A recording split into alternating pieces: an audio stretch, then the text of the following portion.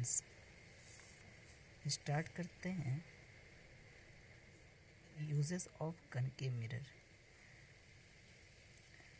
10th class reflection of light physics के topic को हम लोग 2 छोटे छोटे वीडियो में बना चुके हैं और पढ़ चुके हैं, जिसमें से हम लोग कनकेव और कनकेव मिरर में, कन्वेक्स मिरर में इमेज किस टाइप का बनता है रे डायग्राम के थ्रू हमने देख लिया था। कन्वेक्स मिरर का यूज़ कहाँ किया जाता था? ऑटोमोबाइल में साइड मिरर के फॉर्म में किया जाता था। यहाँ पे हम कनकेव मिरर के, कॉन्वेक्स के बाद कनकेव मिरर के कुछ यूज़ को पढ़ेंगे। पहला यूज़ है used in saving and makeup mirror. मतलब क्या हो गया, आपने एक केस पढ़ा था कनकेव मिरर में, 6th वाला केस, कि जब हम बिटवीन पोल एंड फोकस किसी बॉडी को रखते हैं तो उसका मैग्नीफाइड और इरेक्ट इमेज बनता है। तो अगर हम आप अपना चेहरा कनकेव मिरर में यहाँ पर रखें, क्लोज दी मिरर रखें, तो मेरा चेहरा बड़ा टाइप का दिखाई देगा और किसी भी तरीके का एरर जो यहाँ पे होगा ना, वो मैग्नीफाइड होकर दिखाई देगा। इस वजह से इसका यूज़ किया जाता है सेविंग और मेकअप मिरर में। दूसरा इसका यूज़ आप लिख सकते हो कि इसका जो यूज़ किया जाता है, यूज्ड एज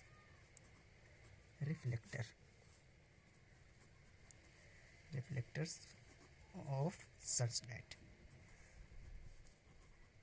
सर्च लाइट का जो रिफ्लेक्टर होता है, एंड टॉर्च भी कह सकते हो।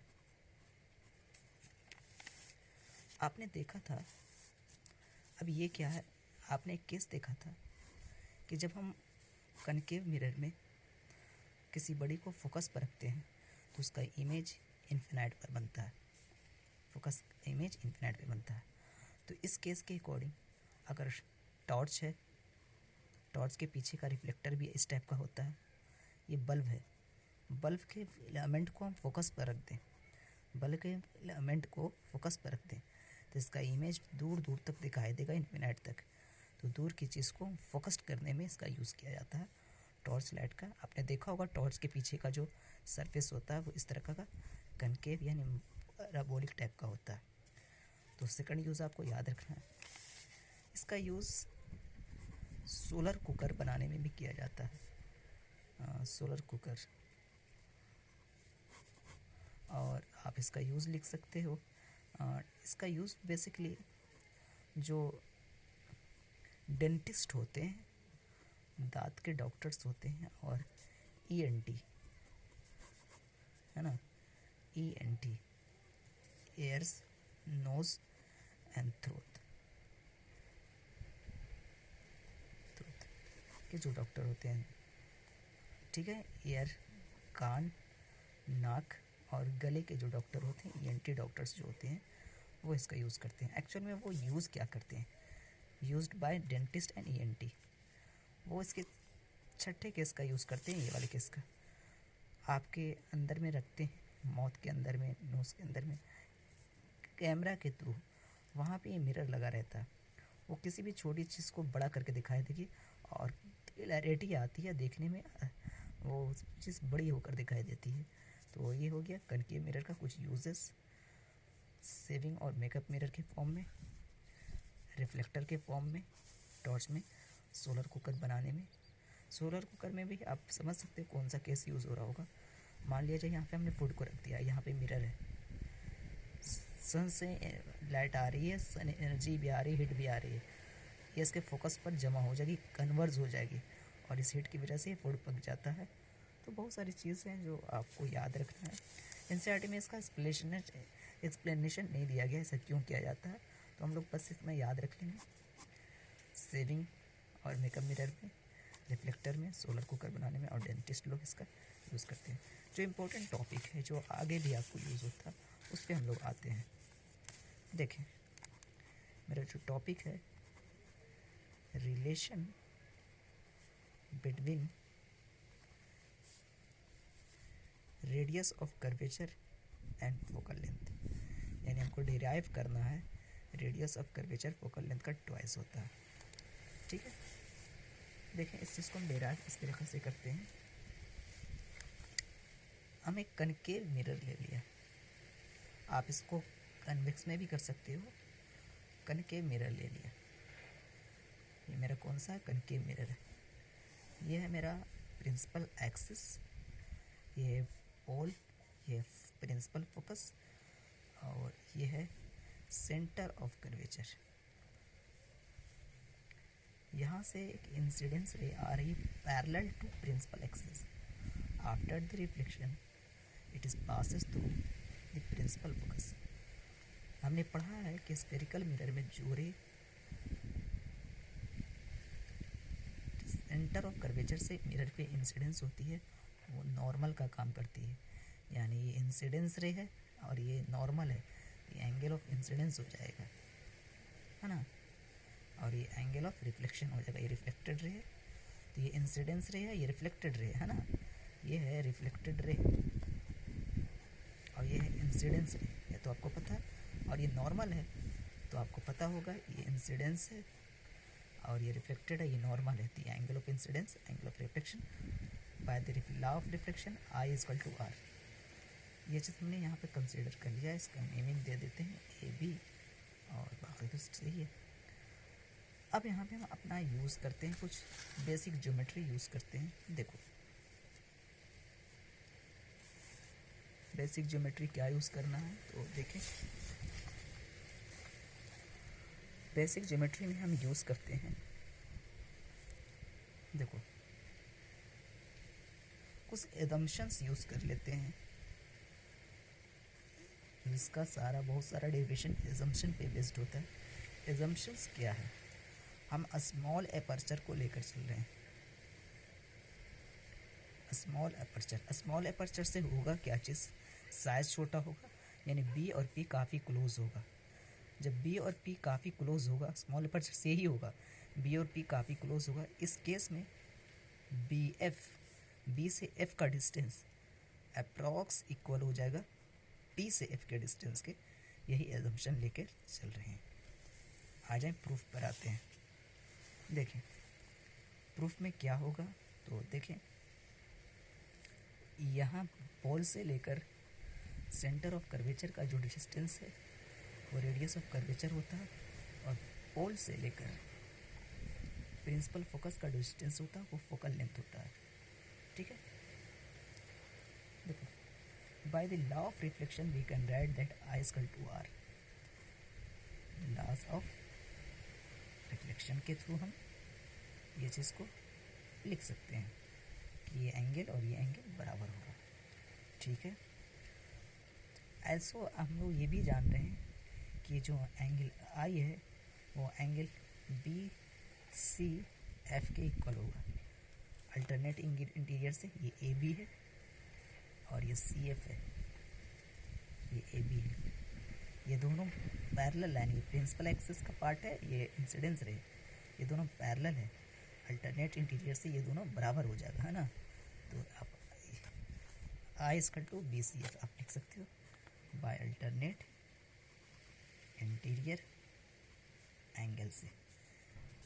तो इसको इक्वेशन 1 कंसीडर कर लें, इक्वेशन सेकंड कंसीडर कर लें, और from first and second we get LHS equal है तो RHS भी इक्वल हो जाएगा BCF। अब हम ट्रायंगल में चल रहे हैं। ट्रायंगल BCF जो है, जो छोटा वाला ट्रायंगल दिख रहा BCF दिख रहा है ना, BCF एक आइसोस्केलस ट्रायंगल हो जाएगा।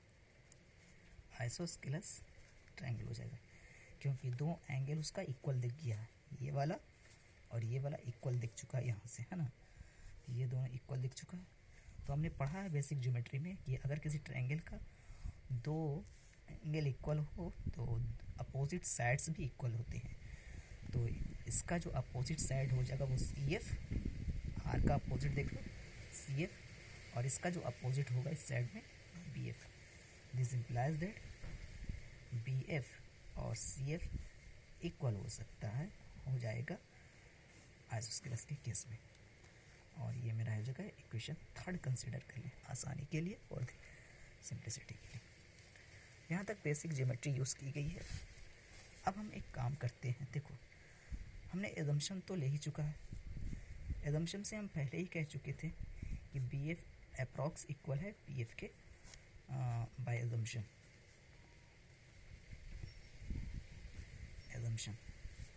तो एजम्पशन वाले को इक्वेशन 4 कंसिडर कर ले और थर्ड और फोर्थ से हम फिर वही चीज़ ऑब्टेन करते हैं कि एल एच एस इक्वल है तो आर एच एस भी इक्वल होगा।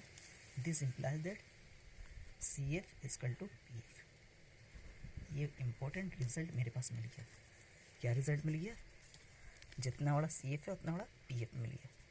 ओके, अब इस चीज़ को अप्लाई कर देते हैं। नो, अब अपनी तरफ से अप्लाई करते हैं। देखो, हम पीसी को इसके कंपोनेंट में तोड़ के लिख सकते हैं, P F plus F C, P F plus F C बिल्कुल लिख सकते हैं। पीसी को P F plus F C, P F को रहने दो। क्या हम एफ सी मीन्स ये वाला डिस्टेंस, एफ सी को आप सी एफ भी कह सकते हो क्योंकि यहाँ पे सी एफ हमने कह दिया है। तो एफ सी और या सी एफ की जगह पे फिर से हम सब्स्टिट्यूट कर सकते हैं पी एफ को। ध्यान से देखें, एफ सी और सी एफ बराबर है तो एफ सी की जगह पे हम फिर से पी एफ को पुट कर सकते हैं। और पिक्चर में पोल से सेंटर ऑफ कर्वेचर का जो डिस्टेंस होता है वो होता है, बताओ क्या, रेडियस ऑफ कर्वेचर। और ये हो गया focal length plus focal length. This implies that radius of curvature is twice of focal length और focal length is just half of radius of curvature. ये आपका एक डेरिवेशंस हो गया बेसिक ज्योमेट्री के थ्रू। ओके, तो यही आपका डेरिवेशंस हो गया। यहाँ तक हमने देख लिया। नेक्स्ट टॉपिक पे आते हैं, कंटिन्यू। देखो, ये है न्यू कार्टेशियन साइन कन्वेंशन। होता क्या है, आपने कनकेव पढ़ा, कन्वेक्स पढ़ा, मिरर इमेज कभी रियल बनता है, कभी वर्चुअल बनता है, कभी बिहाइंड द मिरर बनता है, कभी फ्रंट द मिरर बनता है, कभी ऊपर बनता है, कभी नीचे बनता है प्रिंसिपल एक्सिस के। इन चीज़ों को इंडिकेट करने के लिए कार्टेशियन साइन कन्वेंशन यूज़ किया गया है, जो आपको एक इन्फॉर्मेशन देना चाहता है कि इमेज किस तरफ है और किस इसमें कुछ एजम्पशन लिए जाते हैं। तो आओ समझते हैं क्या है। देखो, इसमें होता है क्या, according to this sign convention, incidence ray travelling from left to right, incidence ray को लेफ्ट से राइट लाया जाता है मोस्ट ऑफ केसेस में। Distance measure in the direction of incidence ray and vice versa. Distance आपको incidence ray का जो direction होगा, distance measure in the direction, incidence ray के डायरेक्शन में ही डिस्टेंस मेजर किया जाता है और वो पॉजिटिव लिया जाता है ना। और all distances measure from poles, सारे डिस्टेंस को पोल से मेजर किया जाता है। और height upward the principal axis taken as positive and its vice versa. देखो, सारे पॉइंट को हम यहाँ पिक्टोरियल तरीके से क्लियर कर लेंगे, बाकी तो आप लिखा हुआ चीज़ आप कहीं भी देख सकते हो। देखो, आपने पढ़ा होगा Cartesian plane, positive x negative x, positive y negative y, origin +1 -1 +1 -1, right side plus, इधर माइनस, है ना, माइनस, ऊपर वाला प्लस, नीचे वाला माइनस। ये चीज़ तो आपने पढ़ ही रखा होगा, ठीक है। यही चीज़ हो रहा है, कह रहा है कि आपको बेसिकली जो ऑब्जेक्ट रखना है ना वो लेफ्ट साइड रखना है, इधर रखना है, इधर नहीं रखना, ठीक है। पहला पॉइंट यही कह रहा है। दूसरा कह रहा है कि इंसिडेंस रे सपोज दैट इधर जा रही है, किधर जा रही है, लेफ्ट से राइट। तो राइट जिधर जा रही है ना, जा किधर रही है, राइट की तरफ, राइट का डायरेक्शन पॉजिटिव लिया जाएगा। तो आप ऐसे भी इसको पॉजिटिव मानते हो, तो जो वहाँ यूज़ होता है ना वही यहाँ यूज़ हो रहा, कोई नया चीज़ बिल्कुल नहीं है। इधर वाला ऐसे पॉजिटिव होता तो वाइस वर्सा का मतलब हो गया इधर वाला नेगेटिव होगा। यानी सारी डिस्टेंस पोल से इधर पॉजिटिव होगी और पोल से इधर सारी डिस्टेंस नेगेटिव होगी। ओके, दूसरी चीज़ क्या होगी, और सारे डिस्टेंस को आप कहाँ से मेज़र करना, पोल से। पोल से अगर 1 मीटर गए, अगर कोई बंदा पोल से 2 पे है तो मेज़र किया जाएगा कि पोल से कितना डिस्टेंस है। अगर 2 पे है, यहाँ पर है, तो वो पोल से कितना मेज़र किया जाएगा। तो पोल से ही मेज़र ना करना है, जैसे कि ऑरिजिन से हम मेज़र करते थे, सारे डिस्टेंस पोल से मेज़र किए। ऑब्जेक्ट हमने यहाँ पर रखा है, तो ऑब्जेक्ट का प्रिंसिपल एक्सिस को ऊपर में है और ऊपर वाला वाई कैसा होता है, पॉजिटिव। तो ऑब्जेक्ट का हेड जो होगा ना पॉजिटिव होगा। इमेज नीचे में बन रहा है तो नेगेटिव, इमेज अगर ऊपर बन रहा है तो पॉजिटिव। तो आ जाओ, ऑब्जेक्ट तो generally object of height, height of object ये, height of object, O for object, ये तो जनरली हम ऊपर ही रखते हैं, तो ये हमेशा पॉजिटिव होगा ऑलवेज। इमेज पे आ जाओ, इमेज का height, image mostly of cases में इसमें 5 वाले में नीचे में बना था और 1 वाले में ऊपर बना था, तो नीचे में बना था मतलब रियल वाले केस में। तो इमेज अगर का हाइट पॉजिटिव लिया जाएगा किस केस में, ऊपर में बनेगा, तो ऊपर में कब बनता, वर्चुअल केस में। तो इस पॉजिटिव है, इसका मतलब हुआ वो वर्चुअल है, ठीक है। और अगर नेगेटिव है तो वो रियल है, ठीक है। इधर के डिस्टेंस को हम ऑब्जेक्ट डिस्टेंस कहते हैं ना, ऑब्जेक्ट डिस्टेंस u, v और f, 3 चीज़ की यूज़ होगी। देखो इसका मतलब हो गया ऑब्जेक्ट डिस्टेंस, इमेज डिस्टेंस, थोड़ा सा एब्रीवेट फॉर्म में लिख रहे हैं, यह फोकल लेंथ। देखो आपको एक सिंपल से चीज़ ट्रिक बता देते हैं। देखो कनकेव के केस में u, v, f totally negative होगा। सिर्फ एक केस में एक्सेप्शनल है, एक केस में v क्या होगा, पॉजिटिव होगा। अब वो है 6 केस जब ऑब्जेक्ट बिटवीन p और f रखा हो। इसमें आ जाओ, u हमेशा नेगेटिव होगा, u हमेशा नेगेटिव होगा, मतलब कोई भी मिरर हो, कोई भी लेंस हो, याद रखें कोई भी मिरर हो, क्यों भी लेंस है, ऑलवेज नेगेटिव होगा। मैटर नहीं करता कि मिरर है या फिर लेंस है, एक अच्छी चीज़। और आपने याद रखा क्या, image distance, object distance, focal length. इसका उल्टा होगा, बताओ इसमें v कैसा है, नेगेटिव, टोटली नेगेटिव है तो v नेगेटिव, तो यहाँ v पॉजिटिव हो जाता है और यहाँ पे फोकल लेंथ पॉजिटिव हो जाता है। इस चीज़ को हम शॉर्ट में करके हम यहाँ पे आराम से आपको सब समझा सकते हैं। मतलब आपको क्या याद रखना है, याद ये रखना है कि जब कॉनकेव मिरर की बात की जाए और एक बार कॉन्वेक्स मिरर की बात की जाए, देखो तो इसमें u, v, f totally negative होगा। v एक बार पॉजिटिव हो सकता है जब वर्चुअल इमेज बनता हो, और वो छठा केस है जब ऑब्जेक्ट बिटवीन p और f होगा। और इसमें u नेगेटिव होगा।